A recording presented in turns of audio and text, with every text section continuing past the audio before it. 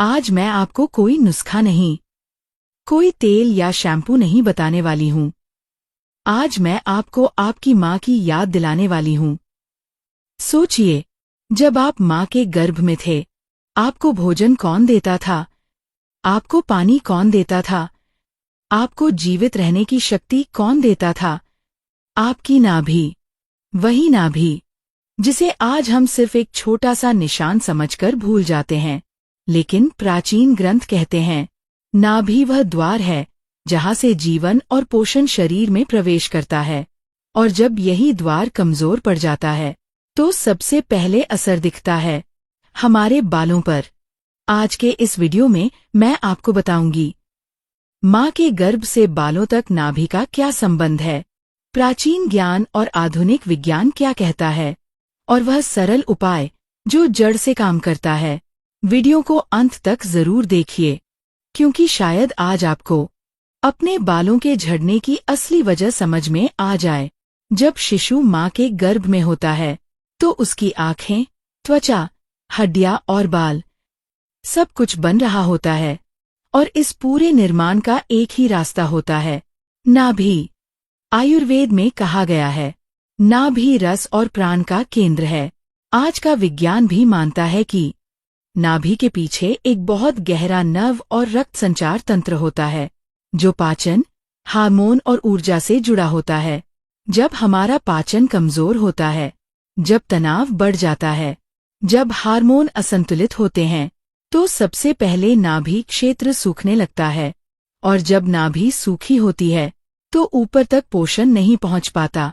इसका पहला संकेत होता है बालों का झड़ना, बालों का पतला होना, बालों में चमक की कमी। इसीलिए बहुत लोग कहते हैं, मैंने सब कुछ कर लिया, फिर भी बाल नहीं रुक रहे, क्योंकि हम इलाज ऊपर कर रहे थे और समस्या जड़ में थी। और अब मैं आपको बताने वाली हूँ एक बहुत ही सरल लेकिन प्रभावी प्राचीन नाभि थेरेपी, जो न सिर्फ बालों के लिए बल्कि पूरे शरीर के संतुलन के लिए काम करती है। लेकिन उससे पहले मैं आपको बताना चाहूंगी वे छोटी छोटी गलतियां जो रोज हमारी नाभि को कमजोर कर रही हैं और बालों को जड़ से गिरा रही हैं। 1. बहुत ठंडा पानी पीना, खास तौर पर सुबह। प्राचीन ज्ञान के अनुसार नाभि हमारा ऊर्जा केंद्र है। सुबह उठते ही ठंडा पानी पीने से नाभि की अग्नि कमजोर पड़ जाती है, जिससे पोषण बालों की जड़ों तक नहीं पहुंच पाता। 2. देर रात खाना या भारी भोजन। जब हम रात में देर से या भारी भोजन करते हैं, तो नाभि क्षेत्र में आम टॉक्सिन्स जमा होने लगते हैं। यही आम धीरे धीरे बाल झड़ने, सफेदी और रूखापन बढ़ाता है। 3. लगातार बैठकर काम करना, मूवमेंट की कमी। लंबे समय तक बैठने से नाभि के आसपास रक्त संचार रुकता है।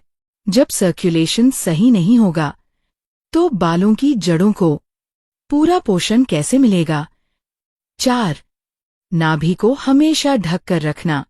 आजकल टाइट कपड़े, हाई जीन्स नाभि को सांस लेने ही नहीं देते। प्राचीन समय में नाभि को ऊर्जा का द्वार माना जाता था, जिसे खुला और हल्का रखा जाता था। 5. तनाव और चिंता को पेट में दबाना। जब हम बहुत ज्यादा स्ट्रेस लेते हैं, तो उसका पहला असर सीधे नाभि और पाचन पर पड़ता है। कमजोर पाचन, कमजोर बाल। 6. तेल या स्पर्श का अभाव। नाभि को कभी तेल न लगाना, उसे बिल्कुल अनदेखा कर देना। ये भी एक बड़ी भूल है, क्योंकि नाभि से ही शरीर के कई नाड़ी तंत्र जुड़े होते हैं। और इसी कारण आज बालों की समस्या सिर्फ शैम्पू या ऑयल से नहीं, बल्कि नाभि की देखभाल से भी जुड़ी हुई है। गर्भ में नाभि का रहस्य। गर्भावस्था के समय नाभि ही जीवन का केंद्र होती है। आयुर्वेद में इसे कहा गया है, नाभि प्राण और रस का द्वार। माँ के रक्त, पोषण और हार्मोन सीधे नाभि से बच्चे तक पहुँचते हैं। उसी समय बालों की जड़ें बनती हैं, त्वचा और नसें विकसित होती हैं।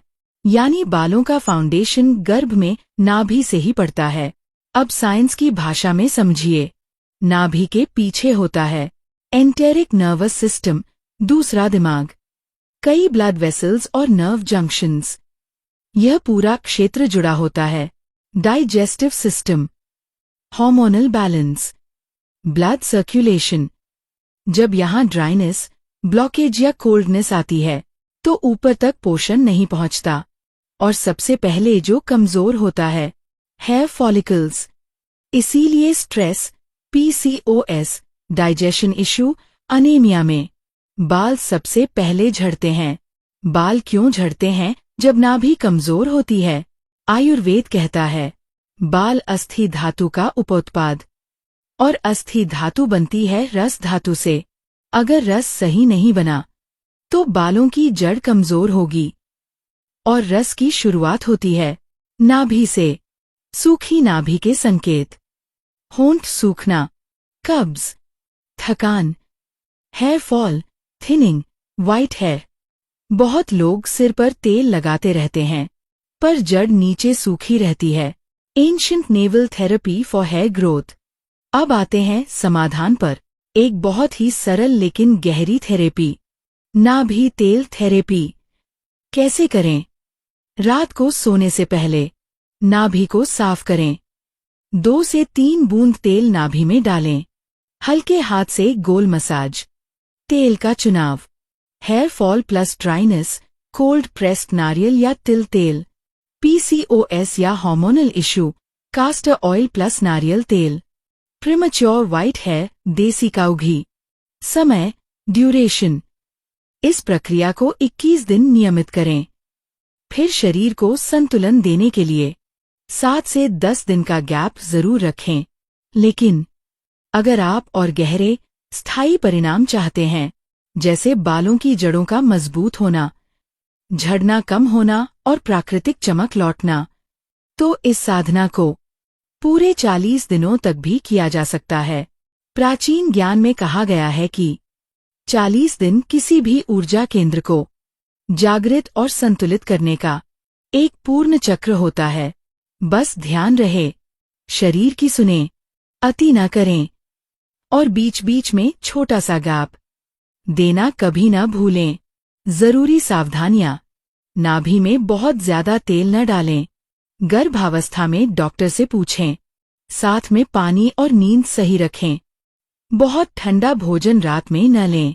याद रखिए, यह रूट हीलिंग है, इंस्टेंट मैजिक नहीं। प्राचीन ज्ञान कभी जल्दी असर दिखाने का वादा नहीं करता, लेकिन धीरे धीरे जड़ से बदलाव जरूर लाता है। अगर आप इन छोटे छोटे नियमों को श्रद्धा, धैर्य और विश्वास के साथ अपनाएंगे, तो शरीर ही नहीं, मन, ऊर्जा और जीवन की दिशा भी बदलने लगेगी। याद रखिए, स्वस्थ होना कोई संघर्ष नहीं, ये तो प्रकृति से दोबारा जुड़ने की प्रक्रिया है और इस यात्रा में मैं आपके साथ हूँ। अगर ये वीडियो आपके दिल को थोड़ा सा भी छू पाया हो या आपको आज कुछ नया सीखने को मिला हो, तो नीचे कमेंट में बस इतना लिख दीजिए, मैं हीलिंग चुनता या चुनती हूँ। I choose healing. आपका एक छोटा सा कमेंट मुझे और ज्यादा अच्छे, सच्चे और प्राचीन विषय आप तक लाने की प्रेरणा देता है। वीडियो अच्छा लगे तो लाइक करें, शेयर करें और ऐसे ही प्राचीन ज्ञान से जुड़े रहने के लिए best solution for you channel को सब्सक्राइब करना न भूलें। धन्यवाद। स्वस्थ रहें, शांत रहें, प्रकृति के साथ रहें। Thank you.